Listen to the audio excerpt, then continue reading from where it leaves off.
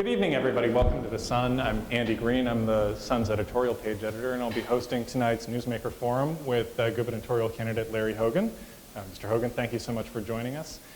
Larry is the sixth of the gubernatorial candidates we've had in forums like this from both parties.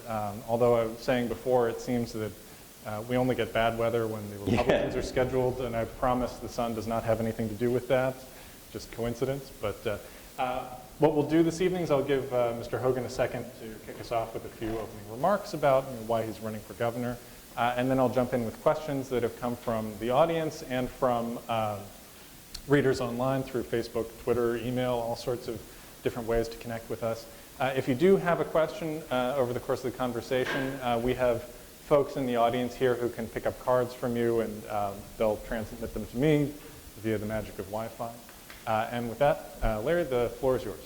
Well, first of all, Andy, thank you very much. I appreciate the Baltimore Sun providing this opportunity for us. It's great to be here. I'd like to thank everybody that came out in this terrible weather tonight. It's pretty bad out there, but thank you for making the effort to come out and listen to us. If I can, I wouldn't mind introducing you to my better half, my wife, Yumi, who teaches at Micah here in Baltimore. She teaches art. My wife is here. Stand up, honey.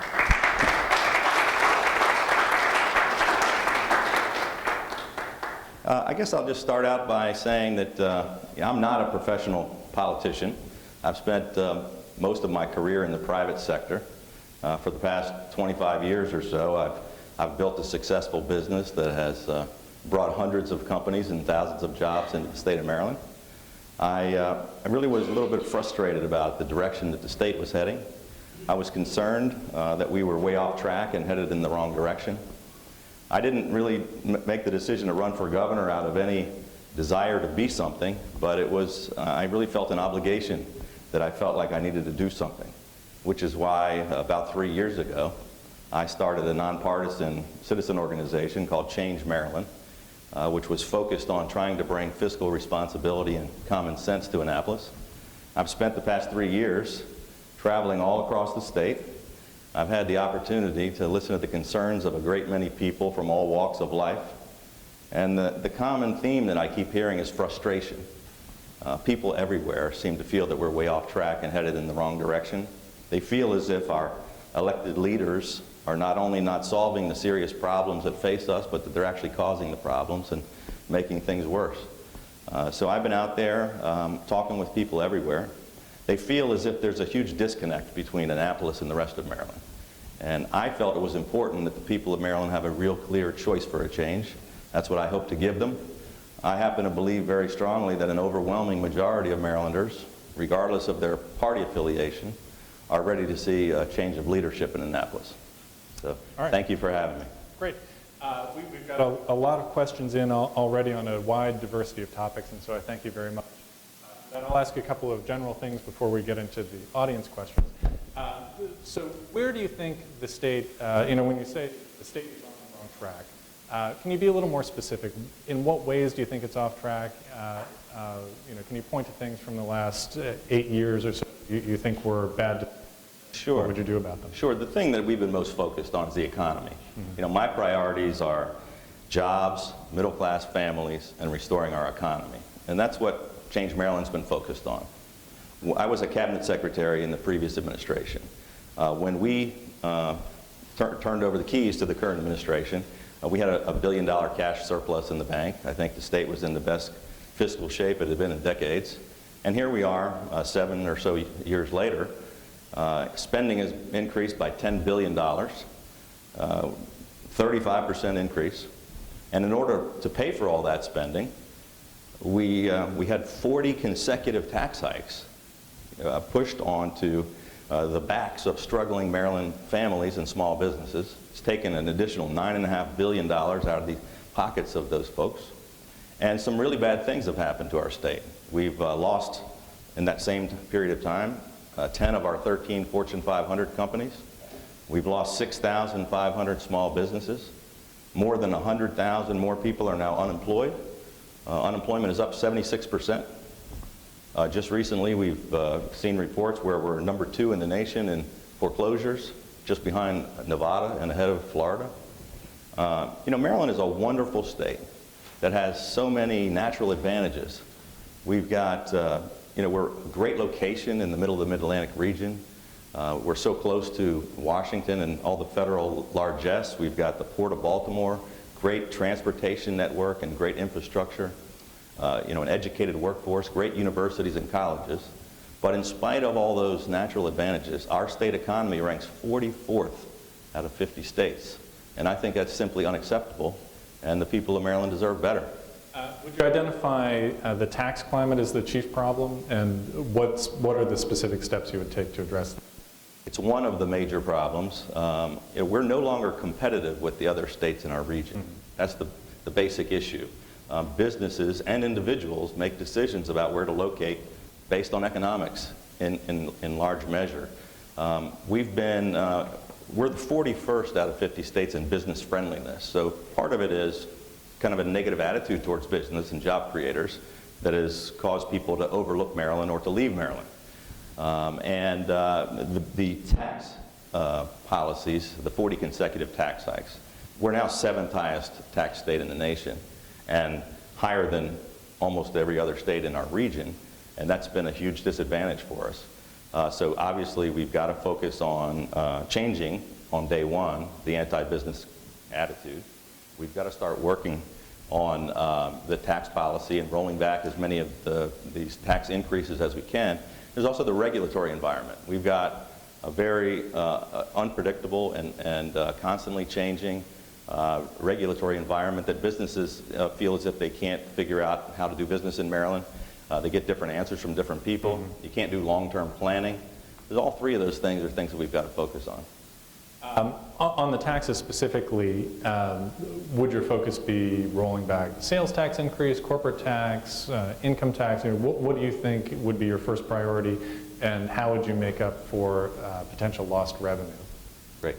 Well, the first thing we've got to do, I would go about it the opposite way. The first thing we've got to do is manage the government more efficiently, and we've got to cut the spending and roll spending back. People have made proposals about we're going to eliminate all of the income tax, and that would blow an $8 billion hole in the budget. Yeah. Or we're going to eliminate this, we're going to eliminate all the taxes.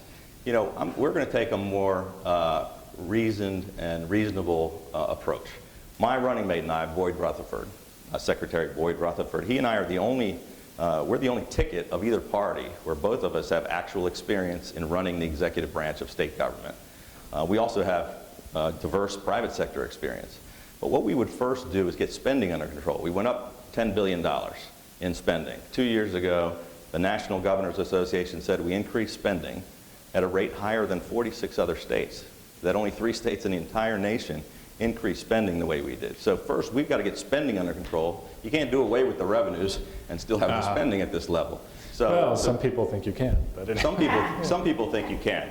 But so where we would go about cutting some of that, in fact, tomorrow we're going to come out with a very detailed report that we've worked on for months. We've done an analysis of 300 audits that have already been done, federal audits and the Department of Legislative Services audits that have been done under this administration that have identified $1.75 billion in waste, fraud, and abuse and things that need to be eliminated. And no actions have been taken on these by the current administration. In addition to the $1.75 billion, we've just recently wasted $300 million on a healthcare website that doesn't work. And so together we're over $2 billion right there before we even get to work. And these are specifics. It's not like, typical, we're going to cut things and it's some, Doug Gansler came out with something last week where he's going to wave a magic wand and he's going to make $2 billion, he's going to somehow come up with $2 billion in savings. We're talking about specifics in every single agency and department of state government. All right. So that leads into a segue from our question here. Sorry, folks. An audience member from Baltimore asks, what would you do differently in regards to Obamacare? So vis-a-vis your comments about the website, how would you handle it? It's been an unmitigated disaster the way that Maryland has implemented the rollout of this health care.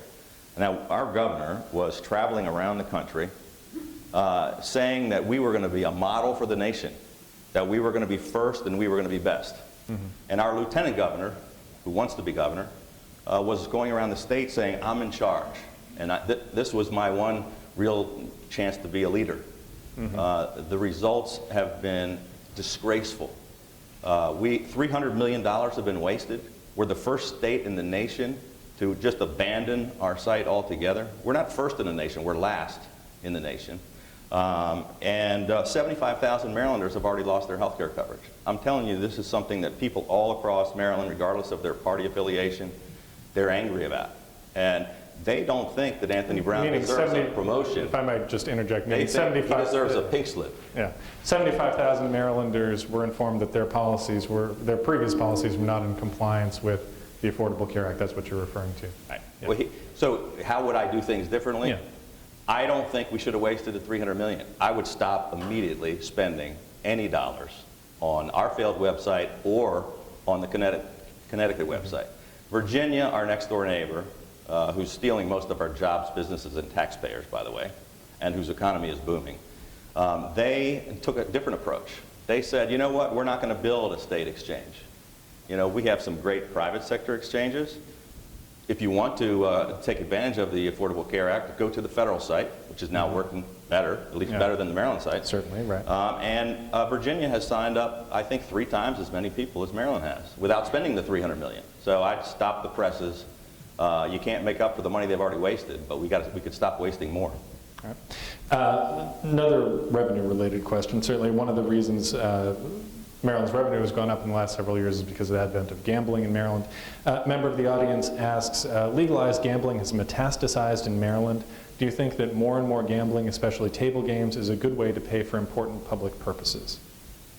Well, it's, you know, we've already made the decision to expand gambling here. It is bringing in some revenue. I don't know that we need to ever consider any further expansion of gambling, but, you know, it is helping. It should help offset with all those revenues that are potentially coming in with the new casinos, some of this tax burden that we've placed on struggling Maryland families and small businesses. If I might ask a personal question, how did you vote on question 7 a couple of years ago? Actually, I don't even remember how I voted on question 7.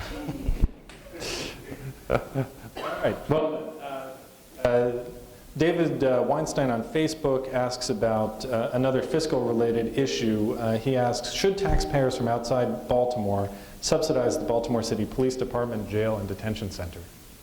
You know, the Baltimore City Jail has been another boondoggle by this administration. It's a misnomer because the state took over this jail a long time ago. People think it's the Baltimore City Jail. It's actually a state-run facility, right, where inmates were running the prisons.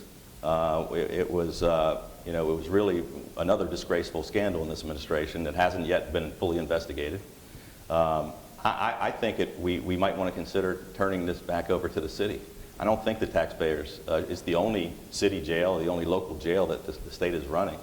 And we're certainly not doing a very good job of running it. So there's been talk in Annapolis, I'm sorry, microphone is really misbehaving. There's been talk in Annapolis about spending up to $500 million for the new jail in Baltimore. Obviously the one that's there, parts of the state back and forth to the ward. I take it you would not be in favor of that. Here's the issue. We've increased spending by $10 billion. The tax increases needed to pay for all that increased spending is killing Maryland families and small businesses. We just can't afford a lot. I mean, even some projects might be very worthwhile, but we've got to make some tough decisions at this point about priorities. And I don't want to do anything that places any further undue burden on the taxpayers of Maryland until we can get the other spending under control. All right. Sorry. Technical difficulties, everyone. Hopefully this will do the trick. We have a couple of questions from the audience and Facebook on a similar topic. Bill Mossman on Facebook asks about gun laws. He would love to know what you can and will do about these unlawful gun laws in Maryland. And also from Facebook, Andrew Ronald asks, do you support shall issue concealed carry? Well, first of all, I think that my position is that we ought to do everything we can to keep guns out of the hands of the mentally ill and out of the hands of criminals. I also believe very strongly in the Second Amendment and people's right to lawfully own guns. So I think SB 281 went too far. At this point, it's law. It's been passed by the legislature. I don't see that being repealed. But I think people do have the right. Maryland already is a shall issue state. We already have shall issue. It's just the way we've interpreted the definitions of who shall and who has the right to carry guns and who doesn't. Could you explain, if anyone doesn't know what shall issue means? Well, versus may issue. So on concealed carry permits, if you could just. It's a difference between saying you have a right to carry a gun versus we're going to decide whether you have a right to carry a gun. That's basically what it comes down to. Yeah, and in Maryland, the way the rules work is you have to demonstrate you're at risk in some way or some other special circumstances. Well, that's the way we're defining it currently, yes. Which parts of the Senate, of the gun control bill from last year do you think went too far? Well, I think that it just didn't make a lot of sense, a lot of it. We were defining and prohibiting guns by the way they looked and not how accurate they were or how dangerous they were. And I think we really ought to focus more on keeping guns out of the hands of criminals. I'd be for instant background checks, which we do in most of the states in the country, which we don't do here. It takes us 150 days to have to overburden the state police to go through these reports. I think we should be part of the NICS system. I think we should look at point of sale, instant background checks.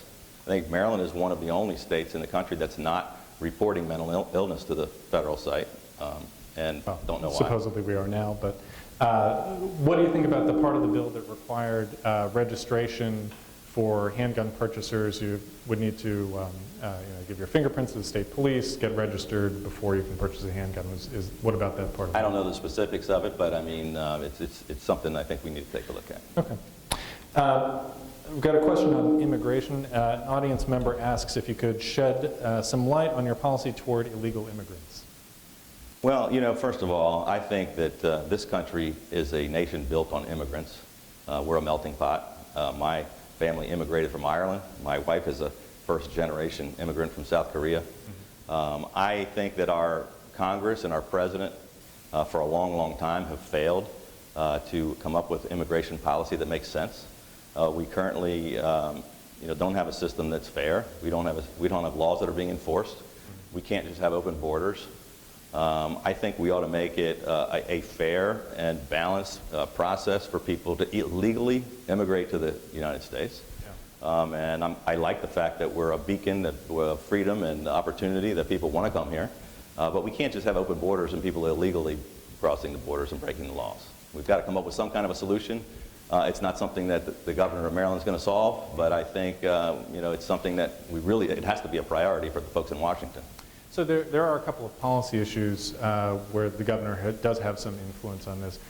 One is Maryland, as you probably know, has a system that allows people to get driver's licenses without being able to prove citizenship, although they're different from the kind of driver's license you have. And also, the governor just recently announced that he would not be participating in the Safe Communities Act in the Baltimore City Jail, meaning he would not automatically honor immigration detainers for people. And I would disagree with the governor on both of those two points. Okay. Very good. We've got some more sort of taxing and spending kinds of questions here. An audience member asks, how do you change the present mindset of tax and spend? Obviously, you've been through a Republican administration before. You've seen how that works when that interacts with our very democratic legislature. Right. How would you change sort of the mindset and the tenor in Annapolis? Well, first of all, it has to happen. Maryland simply cannot continue going in the same direction. We're in a downward spiral as our tax base is shrinking and we're losing our businesses, we're losing jobs, we're losing taxpayers. We keep raising taxes and then revenue's decreasing because less people paying the taxes. We're not going to have money to pay for all the essential services and all the things that are priorities if we keep going in the same direction. So I've been all about, I think what the problem we have sometimes is, and I hear from a lot of folks, Republicans and Democrats constantly fighting with one another over partisanship. What we really need, and I think what most people in Maryland would like to see, is people just stop fighting with one another, sit down at the table, and come up with common sense, bipartisan solutions to solve the serious problems that face us. If I'm governor, first of all, we're going to change the entire attitude about tax and spend. We're going to be trying to, every day I wake up, it's going to be how am I going to make it easier for Maryland families? And how am I going to make it easier for small businesses? And if something crosses my desk as governor that doesn't make it easier for families and small businesses to stay in Maryland, or it doesn't make more families and businesses want to come to Maryland, I'll veto it. But we've got to work with the legislature. I've got a great track record of working with the Democrats across the aisle. I have long-time relationships with the President of the Senate, who I've known since I was a kid. Yep. I've got a good relationship. When he was also still President of the Senate? Well, he might have been a senator, but I'm not sure he was the president when I first met him. Yeah, I know Mike Bush very well. I mean, obviously we disagree on substantive issues, but I respect them both, and we sit across the table and we have to hammer things out. You can't just, the governor's going to have to work with the legislature. I spent 4 years in the Ehrlich administration dealing with the President of the Senate nearly every single day. Mm-hmm. I got 1,859 unanimous confirmations through the all-Democratic Senate, so it is possible sometimes to work with the other side. Yeah. If I could sort of take a detour from the audience questions for a minute, just to follow up on that. Could you explain to the audience what your job was specifically in the Ehrlich administration? Because I think people maybe don't know. It's funny because it's the appointments secretary, or the secretary of appointments, and occasionally people would say, I'd like to get an appointment with the governor maybe next Thursday. That's not what it was. The governor basically delegated his appointment. Now, the person that does that has a lot more power. Yeah. I wish I had that job. Yeah. That was really it. No, the governor has tremendous appointment powers. He delegated those responsibilities and powers to me. So I spent 4 years. We appointed 7,300 people to all 3 branches of government. I think I appointed a dozen members of the legislature, both in the House and the Senate. I appointed over 100 judges, or we appointed. We appointed every regulator, administrator in state government. We appointed all the boards and commissions and the Board of Regents, and so I got the opportunity to work very closely with every single department and every single agency in state government. Had a good broad understanding of what was going on. I was involved in the appointment of all the cabinet secretaries to all the other departments, and had to work to get these things through the legislature. So it was a pretty all-encompassing job, and much bigger than most people would imagine. And while we're on the topic, can you give people a little background on Boyd Rutherford as well, since he is... Thank you for saying that. I meant to say that earlier. So I'm really proud to have him on the ticket with me. I knew that turning our state around was going to be an enormous challenge, and that I had to find the most capable, most talented, and most experienced guy I could possibly find. And I have found that man in Secretary Boyd Rutherford. He was the Secretary of DGS, Department of General Services. He also dealt with all the other agencies. He was basically involved with every other department and cabinet secretary. DGS manages the physical facilities of state government. They also handle all the procurement for the state, which is a big issue, and he's an expert on. He then went on from there to be, and we got to be very good friends on the cabinet. We worked together for 4 years. We sat next to each other in cabinet meetings. He's an attorney. He's got private sector experience. He's from Howard County. He also has great federal experience in addition to the private sector in the state. He was the Assistant Secretary of Agriculture under President Bush. He was the Assistant Secretary for Administration, so he ran a department of more than 100,000 employees, I think larger than state government. You see, he's a very capable and competent administrator. And we've talked very closely together about how we envision the role. Sometimes lieutenant governors don't have much of a portfolio and don't have any real defined duties. I see this partnership as the two of us working together every day, watching every penny of the taxpayers' money, and sort of as me as a CEO and him as a COO. And he's really a great administrator, and we want to help manage the cabinets and get the government on track. Can you talk a little bit about the Ehrlich administration? Give us sort of your evaluation of how the Ehrlich administration did over the course, irrespective of your particular part in it, over those 4 years, and how would you be different as governor than Governor Ehrlich was? Well, first of all, I have a tremendous amount of respect for Governor Ehrlich. I've known him for over 30 years, got him really involved in politics, gave him his first job in politics, hired him. I was chairman of Youth for Reagan and president of Young Republicans, and I got Bob Ehrlich involved in that effort. And so I've known him a long time, since right out of college. I guess we knew each other. I got him involved in my dad's campaign for U.S. Senate in 1982. But I was proud to. I left my business, by the way. I didn't have any real desire to be in politics or in government, but he asked me to come and said he needed my help, and I left my business for 4 years to come be a part of the administration. I was proud of having that opportunity. Had a great team of people I worked with. I think he was a good governor. I think he didn't accomplish all the things he would like to have accomplished. And I imagine, right? What's that? I would imagine, yeah. And it was somewhat frustrating sometimes that he wasn't able to get all the things done he would like to. I think we're very different people. You know, I like him and I admire some of his qualities, but I think we're very different. One thing I hope I can do better is to really work with the Democrats in the legislature. I don't place all the blame on Governor Ehrlich by any, you know. Sure. It takes two sides to cause a problem and a conflict, but the Democrats didn't want to work with us. They didn't want to share the sandbox, and Governor Ehrlich was a very competitive guy who sometimes they butted heads. And I think we can work. But I learned a lot of things. I think we can do some things better. I think he did a great job, but I think there are some improvements, and maybe the second time around with a different personality, maybe we can do better. Yeah, so you think you might have an easier time with the legislature just because of the relationships you already have, although he had certainly some as well, yeah. But more of a personality difference, you think? Well, it's a different personality, but it's also my entire life has been about reaching across the aisle working with Democrats. My dad is a former member of Congress and former Prince George's County executive in a county where no other Republicans have ever been elected. You know, we haven't, he's the last guy to ever win in an overwhelmingly Democratic county. I was involved in all those campaigns and helping him. So I grew up, all of my friends were Democrats. We had to reach Democrats in order to get things done. I've only run for office once before. I ran against Maryland's most powerful Democrat, Steny Hoyer, in a overwhelmingly 3.5, almost 4-to-1 Democratic district, and nearly defeated him.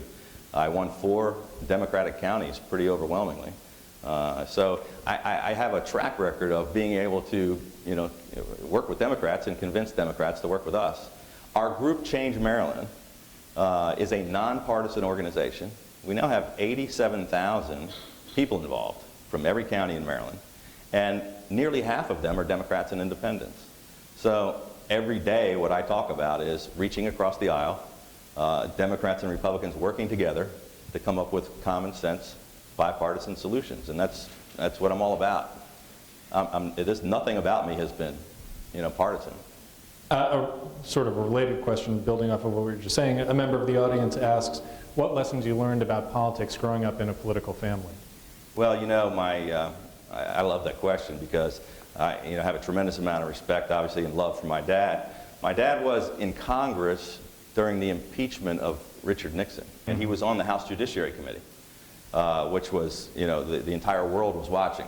Right. And here we had a Maryland congressman who was a Republican, who actually liked Nixon and thought he was a great president and worked for him in his campaigns. They worked together. Nixon came to political events that we had in Prince George's County.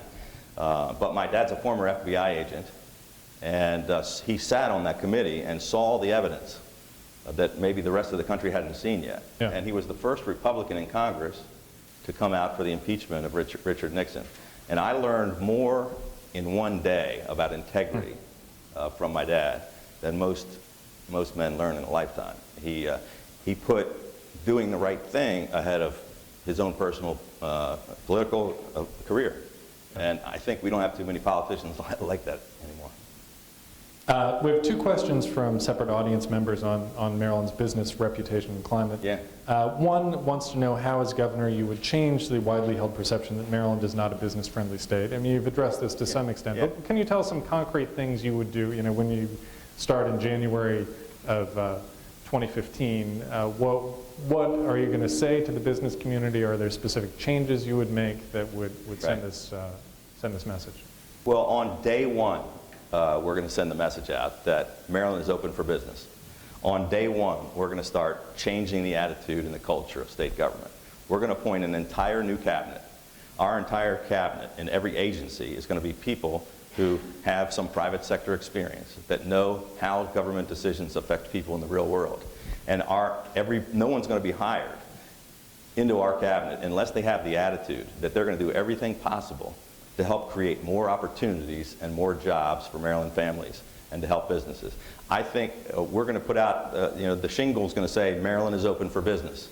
And it's going to take a lot to convince people that we've changed. And it's not going to change overnight, but from day one we're going to put people on notice that Maryland's going to change its attitude. When you cross over the river into Virginia, you see a sign that says, "Welcome to Virginia, we're open for business." And that's where they're all going. If you see the traffic lights on 495 in the morning leaving Montgomery County to all those high rises in Northern Virginia. You know, so I mentioned we lost 10 of our 13 Fortune 500 companies. Yeah. Virginia has 24. We have 3. Pennsylvania has 24. Fairfax County has 10. The one, you know, most of them are the ones we lost, by the way. But then we've got to get to work on the regulatory policy, which we can do in the executive branch.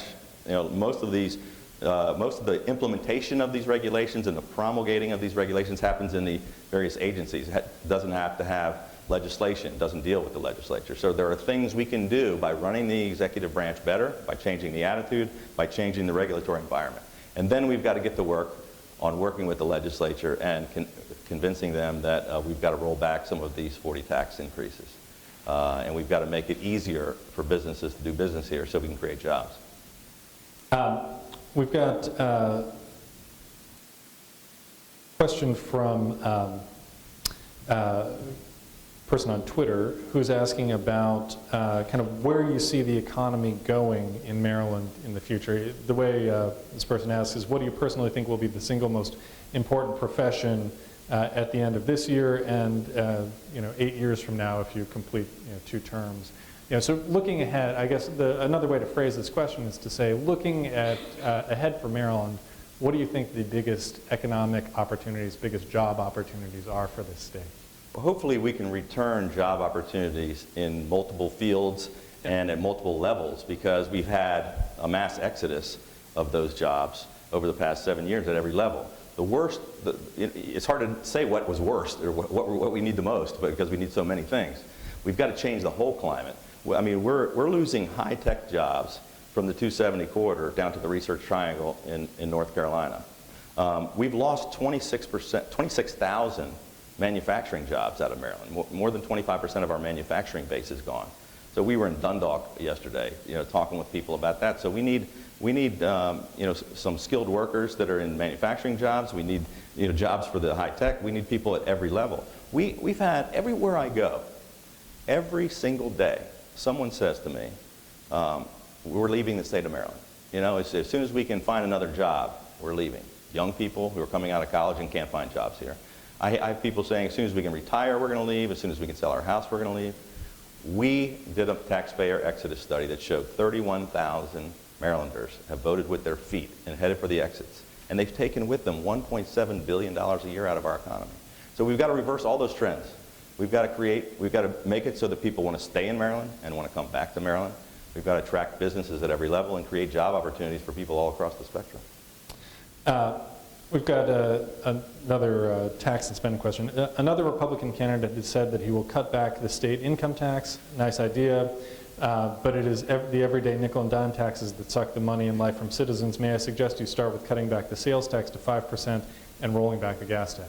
Well, it's the magnitude of the 40 consecutive tax hikes added together that have had such a devastating impact. It's hard to say which one has caused the most pain, but they're all things that we need to take a look at. We've taken $9.5 billion already out of the pockets of struggling Maryland families' pockets. By the end of the next term, just with the automatic increases with no new ones, it's going to be $20 billion. So we've got to look at the ones that, first, as I said, we've got to get spending under control. Of the 40 taxes, almost all of them, with the exception of a few, are regressive taxes that have really hurt people at the lower end of the income scale and middle-class families the most. We talk about sticking it to the millionaires and billionaires, but this administration's been sticking it to the people that can barely afford, one tax increase, let alone 40. Of course, if you get into office and do as you've suggested, you find ways to reduce spending, you free up a certain amount of money that enables you to cut taxes. At some point, you're going to have to choose which one to do first. I think the two that we probably have to focus on right away are the ones that have caused the most damage, and that's with all the loss of job loss. So the corporate tax, for example, this administration raised it to 8.25%. Virginia's 6%. All of our businesses are now in Virginia. This is not a Republican-Democrat thing. In New York, where we have a liberal Democratic governor who happens to be running against our governor potentially, and a Democratic legislature, 2/3 majorities, I think, in both houses, Governor Cuomo really took steps to say, we got to make New York more attractive to businesses, and they've rolled back their taxes, and they're now seeing an influx of businesses, jobs, and taxpayers back to New York. So we got to start with that, but we also have to do the income tax, the personal income tax, because at all levels, and I think we need to at least roll it back right away to where it was in 2007, before all the O'Malley increases, and reduce taxes for everybody, because the income tax is affecting folks at lots of different places. But well, and also, for that matter, so many small businesses pay the individual tax. Thank you, Andy. That's part of our talking. I paid some attention. Paid some attention during the Ehrlich administration. It really is important because, you know, it bothers me that we lost 10 Fortune 500 companies, and it's tens of thousands of jobs. But, you know, I'm really concerned about those 6,500 small businesses. That's the backbone of our economy, and that's where 80% of the jobs come from. Most of those small businesses pay, they're either subchapter S corporations or they're LLCs that pass through their personal tax return. So when we raise income tax on anybody that makes $100,000, it affects most of those small businesses who are barely hanging on because of the other 40 taxes. And they just say, we can't do it anymore. We're going to go to Delaware, we're going to go to Virginia, or we have to lay off the few employees we have. We can't stay in business anymore. George Hirth on Facebook asks about Maryland's dependency on federal jobs. He says, the federal shutdown showed how dependent Maryland economics are on federal jobs. Will you put effort into weaning the state of Maryland off the federal employment economy and invest in local industries, making it a sustainable economy with or without the DC jobs?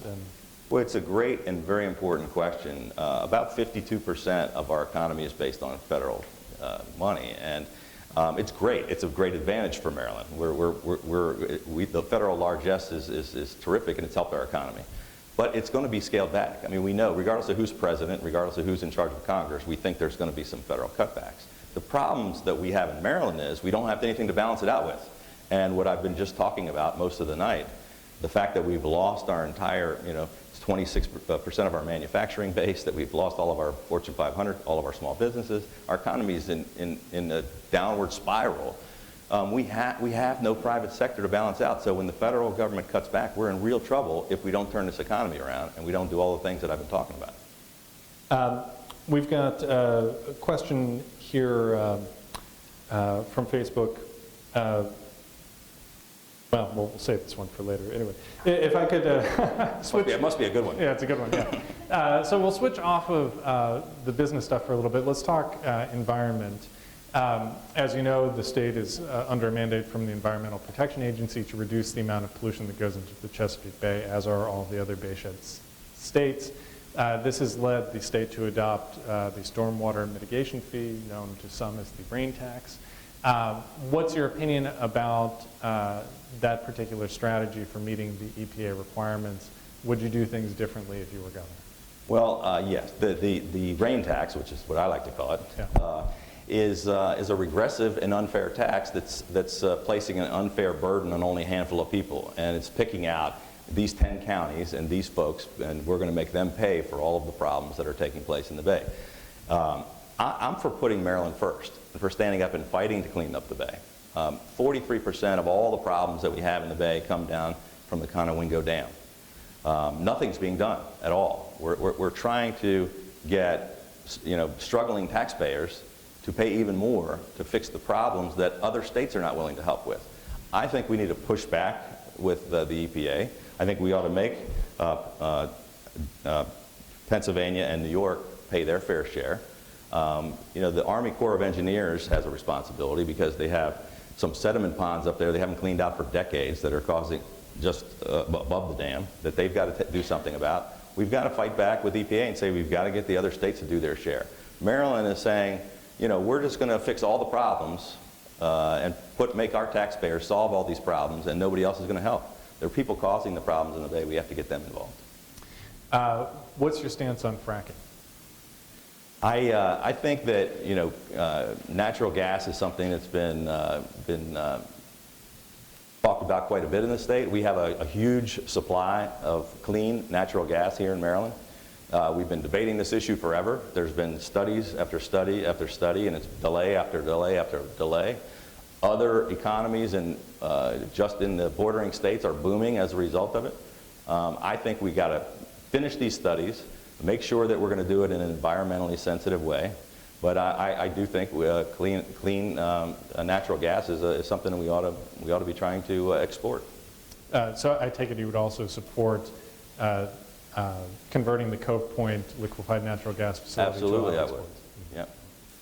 I think it'll be a big boost to our economy. What do you make of the dispute that's playing out right now between Southern Maryland and Somerset County over the proposed wind farm in Somerset County? For those who don't know, there's a proposal for a wind farm in Somerset County, obviously economically depressed part of the state. But the folks in Southern Maryland are very concerned that the turbines could interfere with some of the radar testing at the Patuxent River Naval Air Station. So a bill has gone in that would put a moratorium on developing the wind farms for a while. Governor O'Malley is considering whether to veto it. What are your thoughts? You know, it's an interesting battle because you have, on the one hand, you have Congressman Hoyer and Senator Mikulski on one side and Governor O'Malley on the other side. And back and forth, and you have two counties, two fairly rural counties that have completely different opinions. And in Somerset County, we're hurting economically in every county, but that's one that's really struggling. And they see it as an opportunity for jobs. St. Mary's County, the entire county is based off of Pax River, and they're seeing it as this is going to cause a problem for our naval air station. And I'm not sure how it's going to shake down or when it's going to be resolved. But my general position is, I mean, I'm for an all-of-the-above energy approach, and I think we ought to be trying to do lots of things. Wind energy is the least efficient and the least economic, and I'm not sure whether it makes sense from an economic standpoint. I know the people in Somerset County would like to see some jobs, but our energy costs in Maryland have gone up 43% under this administration, and some of the decisions that they've made have been passed. The cost of these things, they don't make economic sense, so we're passing it on to taxpayers and ratepayers when they can really least afford it. People's bills are going up. The rest of the country went up 21%. Maryland went up more than twice as much, 43%. So if you were governor right now, you would sign the moratorium? That's a good question. I really haven't gotten all the information from, I haven't sat down with the Somerset County representatives and the St. Mary's. I haven't talked to the base. I haven't, gotten the senators and congressmen all together. It's a tough decision, but it's something, I really haven't got a final decision on. There's been, switching to education now, there's been a lot of talk about the implementation of the Common Core curriculum in Maryland. What's your view about, or Common Core standards, I should say, and curriculum derived therefrom. What is your opinion on the Common Core standards and on the way Maryland has been addressing them? Well, I'm not opposed to standards. That's not such a bad idea. But I think that the rollout of this thing has been a complete disaster. I mean, the people everywhere are concerned. Everywhere I go, parents, teachers, and students are complaining about it. You had a story in the Sun today talking about the disasters in Baltimore County. Right. It's happening everywhere, and to me, it seems as if it reminds me a lot of the healthcare rollout, where we're trying to be first and we're trying to roll something out when we're not ready. And the teachers union, said it was a train wreck, and that they're not ready and they can't implement it. And it doesn't make any sense. So I would put the brakes on it and really slow things down and make sure that if we're going to implement some changes to our education, that we make sure we do it right. It's a very important thing that shouldn't be rushed through when we're not prepared and not ready and everybody's up in arms. I think most decisions should be made at the local level. I want to push things down to the classroom level, classroom teachers and parents and students. I don't really like all these big decisions coming from politicians and big labor, and I think it's something we just have to be cautious about and go slow on, and I would slow down or stop the implementation of the Common Core. In particular, there's an issue with the way the testing is being done. This year they gave the MSA tests, even though they're not teaching the curriculum tied to the MSAs. Teachers are concerned that they're going to be evaluated on these new tests when they're not fully phased in. So that's part of what you want to delay. Yeah. Well, I'm concerned about the teachers, but I'm really more concerned about the students. Yeah. And it's just been another disaster in the implementation. A question that has been very popular throughout this series of forums is, what do you think Maryland's policy should be with regard to marijuana? Well, I think that we ought to be really cautious about, the governor of Colorado, where they just recently legalized it, recently warned other states that they ought to go slow and be cautious because there are a lot of unforeseen unplanned consequences that he sees coming for his state.